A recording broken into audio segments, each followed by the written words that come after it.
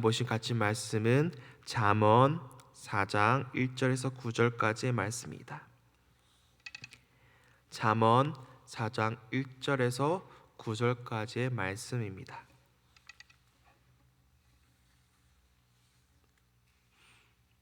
제가 가진 성경으로는 구약 913페이지에 있습니다. 한 절씩 교독하고 마지막 절은 합독하도록 하겠습니다. 아들들아, 아비의 훈계를 들으며 명철을 얻기에 주의하라.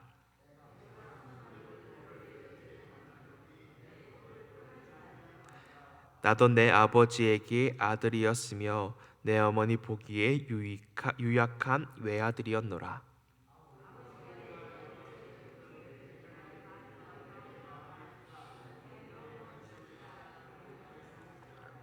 지혜를 얻으며 명철을 얻으라. 내 입의 말을 잊지 말며 어기지 말라.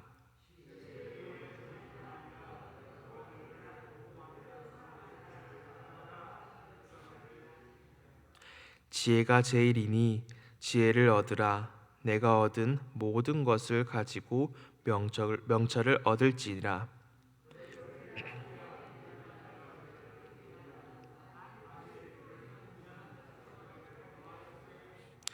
같이 읽도록 하겠습니다. 그가 아름다운 관을 내 머리에 두겠고 영화로운 면류관을 내게 주리라 하셨느니라.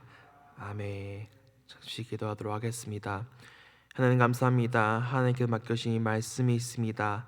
말씀을 듣고 지키어 인내하여서 좀 말씀대로 살아낼 수 있도록 도와주시옵시고 오늘 하루 그 말씀을 듣고 순종하게 하옵소서. 하나님께 함께 동행하는 삶을 살아낼 수 있도록 도와주시옵시고 이 시간 하나님께서 함께 하시는 예배가 되게 하옵소서. 하나님의 말씀을 듣습니다. 그 말씀에 귀 기울입니다. 듣게 하소서. 감사합니다. 예수님 이름으로 기도드립니다. 아멘. 오산제일교회 성도 여러분은 자식들에게 해주고 싶은 훈계가 있습니까? 혹은 가장 기억에 남는 훈계가 있습니까? 딱 한 가지만 하라고 하면 무엇을 해주고 싶으십니까?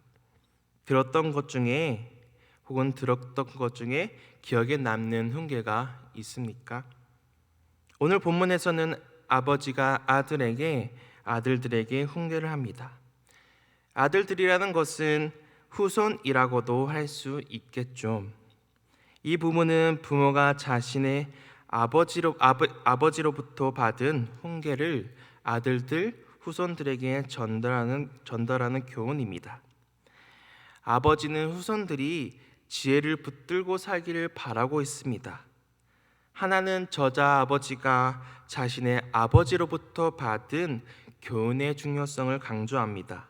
다른 하나는 지혜를 사랑하라고 공고합니다.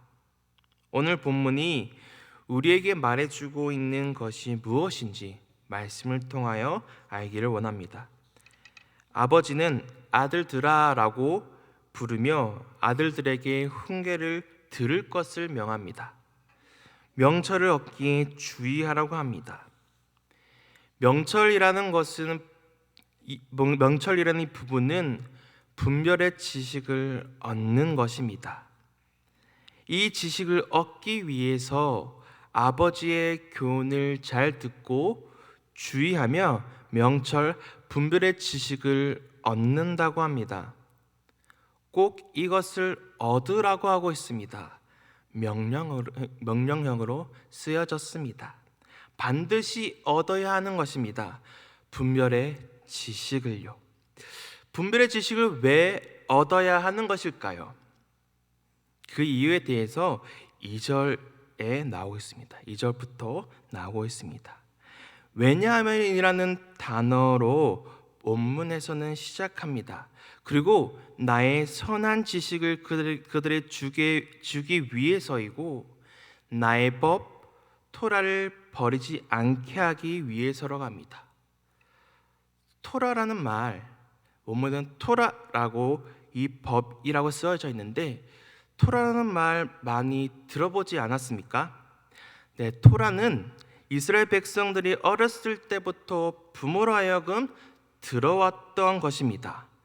이 아비는 자기의 어렸을 때부터 배웠던 토라, 율법을 버리지 않게 하기 위해서라고 말하고 있습니다. 선한 지식을 주기 때문이라고 말하고 있습니다. 아비가 준다는 것은 아비가 그 자식이 그것을 받기를 원하는 마음이 정말 컸던 것 같습니다. 분별을 알아야 하는 이유를 말하고 있습니다. 그것을 들으며 주의하라고 하는 겁니다. 그 뒤에 부연 설명이 3절에 나오고 있습니다. 우리 3절 같이 한번 읽겠습니다. 3절입니다. 나도 내 아버지에게 아들이었으며 내 어머니 보기에 유약한 외아들이었노라. 3절에서도 왜냐하면 이라는 부연 설명을 붙이는 듯한 단어로 원문은 시작합니다.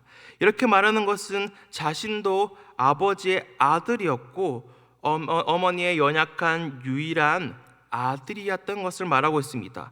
그러니까 나도 그것을 들었고 교훈을 받았다 하는 것입니다. 그러니 꼭 들으라고 하고 있습니다. 꼭 주의하라고 합니다. 그것은 꼭 얻어야 하는 것이라고 말하고 있는 겁니다. 꼭 얻어야 하는 것이 무엇일까요? 저자는 자신에게 가르쳐 준 아버지의 말을 아들에게 말합니다. 내 말을 내 마음에 두라. 내 명령을 지키라. 그리하면 살리라. 나의 말을 내 마음에 두라고 합니다. 움켜쥐라고 하고 있는 겁니다. 붙잡으라고 하고 있는 겁니다. 명령을 지키라고 합니다. 그리고 그렇게 살아라고 명령하고 있습니다.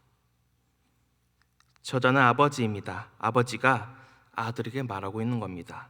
그런데 이 아버지도 자신의 아버지가 가르쳐준 말을 그대로 전하고 있는 겁니다.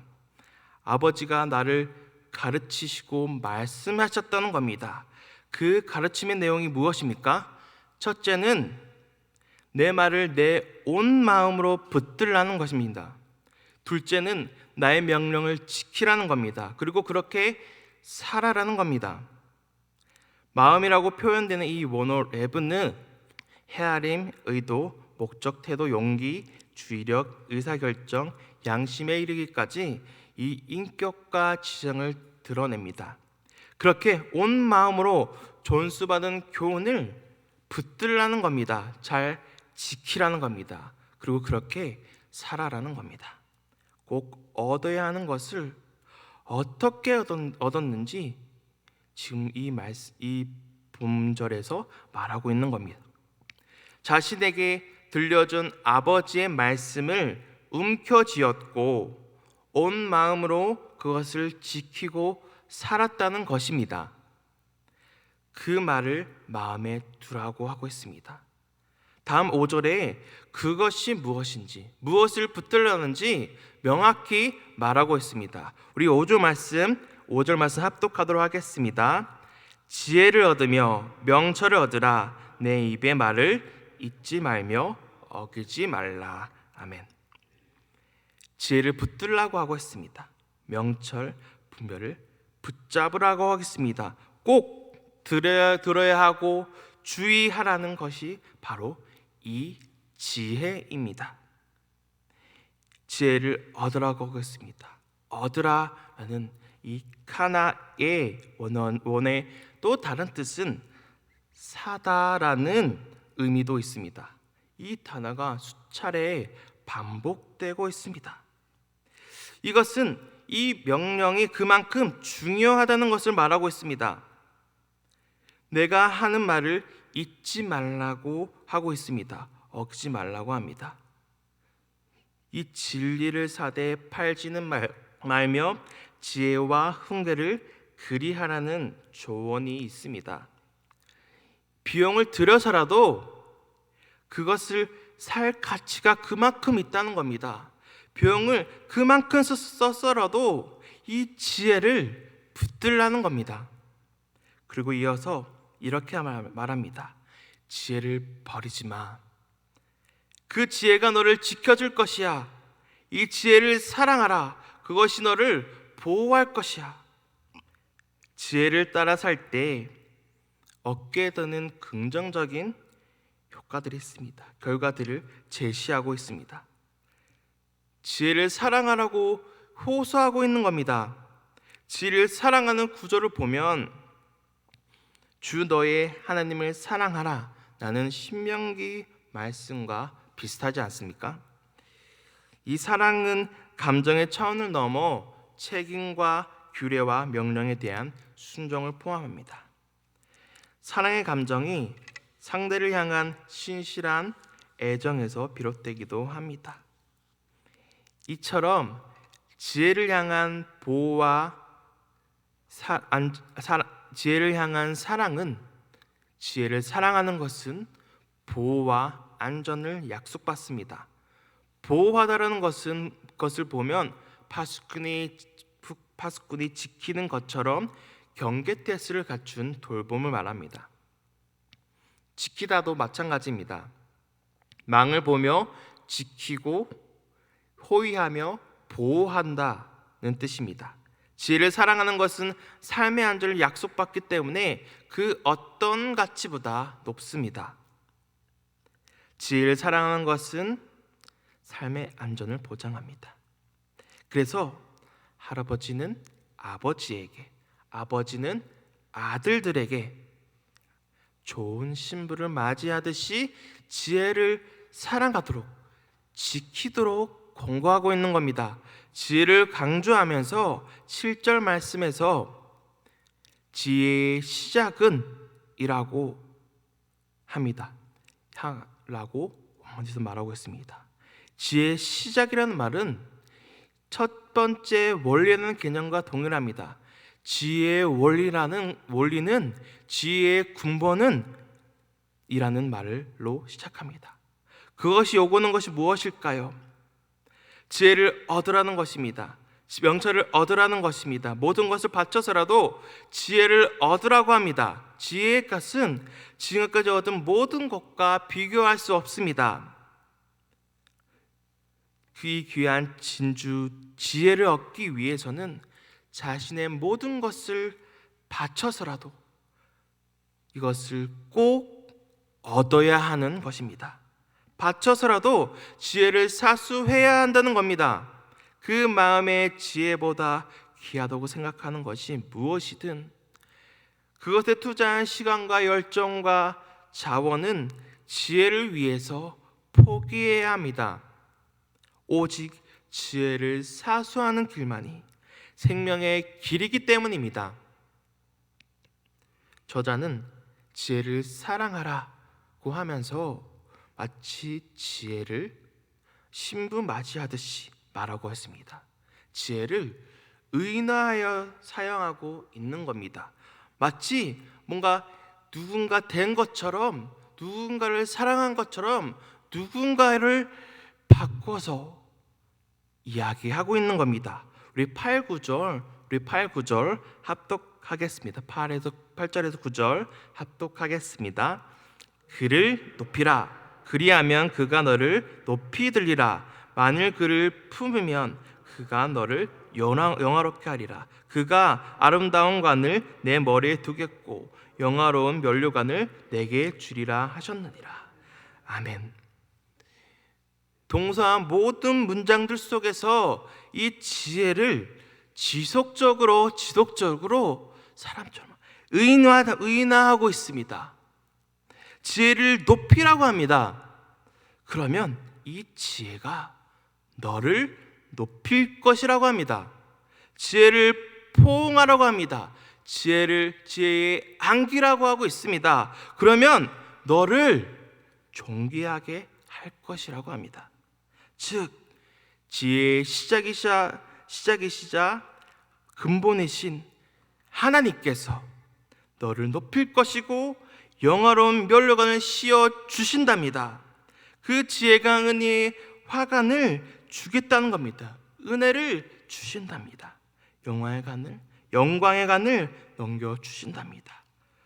그러므로 지혜의 시작이신 하나님을 마음에 두어야 합니다. 여호와를 두려워하는 것이, 존경하는 것이, 여호와를 경외하는 것이 지혜의 근본이고 지혜의 원리입니다. 지혜의 근본이신 하나님을 알도록 해야 합니다. 꼭 얻어야 하는 것입니다. 지혜를 위해 자신의 모든 것, 마음을 다 쏟아야 합니다. 하나님께 자신의 마음을 다 쏟아야 합니다. 그래야만 이 지혜에 쏟는 그 마음을 하나님께서 보시고 그를 하나님께서 높일 것이고 그에게 영광을 주실 것이고 면류관을 주실 것입니다. 그러기 위해서 1절에서 말한 것처럼 그것을 잘 들어야 합니다. 귀를 기울여서 주의해야 합니다. 그렇게 잘 듣고 귀를 기울인다면 하나님께서 은혜를 주실 것입니다. 우리를 보호하실 것입니다. 우리를 높일 것이고 존귀하게 여기실 것입니다. 오산제기 성도 여러분은 자식들에게 해주고 싶은 훈계가 무엇입니까? 이 시간에는 내가 한 주 동안 나에게 주셨던 은혜를 기억해 보는 시간을 가지길 원합니다. 한 주 동안 살면서 귀를 닫고 살진 않았습니까? 오늘 말씀을 통하여 들으라고 하였고 귀를 기울이라고 하였습니다. 이 시간 귀를 여는 시간을 가지길 원합니다. 귀를 열어서 하나님께서 주시는 은혜를 받기를 원합니다. 특별히 이 시간 기도할 것은 선민 형제님 현재 폐혈증, 염증이 정상으로 돌아왔고 열도 정상까지 내려왔다고 합니다. 성민 형제가 의식도 완전히 돌아오고 재활이 원활하게 진행되고 후유증이 없이 일상생활에 어려움 없이 완치가 될 수 있도록 기도 부탁드립니다. 우리 김수정 권사님 심근경색이 진행 중이시고 전해질 수치가 낮고 울렁증이 심하셔서 식사를 못하고 계신다고 합니다. 그래서 치유되기를 기도 부탁드립니다. 신영춘 권사님 남편이신 이한청 집사님이 암 초기 단계라 절제 수술을 받았다고 합니다. 잘 받았다고 합니다. 현재 대장 내 출혈만 멈추면 되신다고 합니다. 치유되기를 기도 부탁드립니다. 최영자 권사님, 구영섭 집사님, 김창기 집사님 회복 중에 계십니다. 잘 회복되길 기도 부탁드립니다. 또 이번에는 인도와 미얀마를 위해 기도합시다. 인도가 참 많은 사람이 지금 죽고 있습니다. 인도 가운데 하나님을 알 수 있는 기회를 열어달라고 하나님께 기도하기 원합니다. 그리고 미얀마에 평화가 오도록, 그래서 그 땅에 복음이 들어가도록 기도합시다. 그리고 오선제일교회가 하나님의 사역을 잘 감당해내는 교회가 되어달라고 기도하길 원합니다. 앞에 띄어진 기도 좀 보시면서 자유롭게 기도하며 돌아가게 하겠습니다. 기도하겠습니다. 하나님 감사합니다.